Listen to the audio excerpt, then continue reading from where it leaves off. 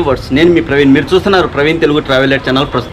సాయిబాబా గారు షిరిడి వచ్చినప్పుడు మొట్టమొదట సాయిబాబా గారికి సాయి అని పేరు పెట్టింది మహల్సాపతి. సో ఖండోబా ఆలయంలో పూజారిగా ఉండేవారు మహల్సాపతి గారు. సో ఆయనే సాయిబాబా గారికి పేరు పెట్టింది.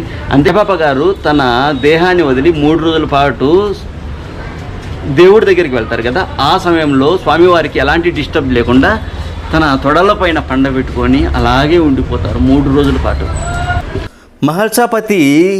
మహల్సాపతి గారి సమాధి మరియు ఇండ్లు కూడా ఒకే చోట ఉంటుంది. అది మనం చూడొచ్చు, బోర్డు కూడా ఉంది.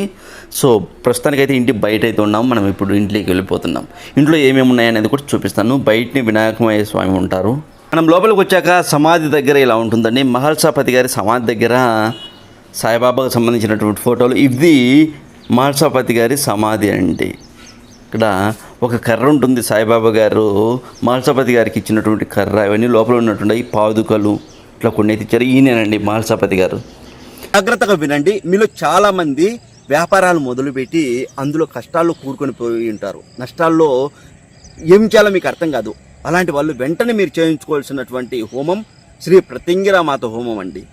అలాగే ఆర్థికంగా ఇబ్బందుల్లో ఉన్న వాళ్ళు కానీ, ఇంట్లో సంసార అభివృద్ధి, సంతానాభివృద్ధి లేని వాళ్ళు కూడా వెంటనే శ్రీ ప్రత్యంగిరామాత హోమం జరిపించుకోండి. అన్ని అమ్మవారే చక్కబెడతారండి. అమ్మవారు చూసుకుంటారు. చాలా శక్తివంతమైనటువంటి అమ్మవారండి.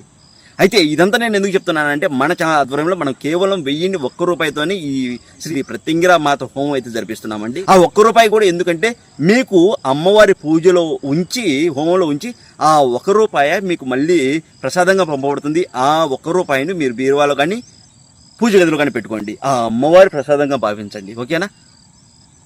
అలాగే మే 20వ తేదీన అష్టమి మంగళవారం రోజున ఈ హోమం జరపబడుతుంది. అది కూడా భైరవకోణ క్షేత్ర ఆవరణంలో. అతి పురాతనమైనటువంటి క్షేత్రం అండి. ఎప్పుడో కొన్ని వేల సంవత్సరాల నాటి క్షేత్రము. ఇక్కడ అమ్మవారు త్రిముఖ దుర్గామాత, 3 ముఖాలు కలిగినటువంటి అమ్మవారండి.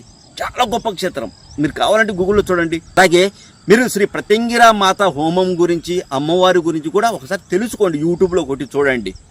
మీకు బాగా నమ్మకం కలిగి, మీకు నమ్మకం ఉంటేనే మీ పేర్లు గోత్రనామాలు నమోదు చేసుకోండి. కేవలం తక్కువ మందితో అయితే ఈ హోమం జరపబడుతుంది. ఆ తక్కువ మందిలో మీరు ఉండేలా చూసుకోండి. మీరు కష్టాల్లో ఉంటే మాత్రం అస్సలు మిస్ అవ్వకండి. ఒక్కసారి ఒక్క అడుగు ముందుకేసి ఈ హోమాన్ని విజయవంతం చేద్దాం అందరం కలిసి.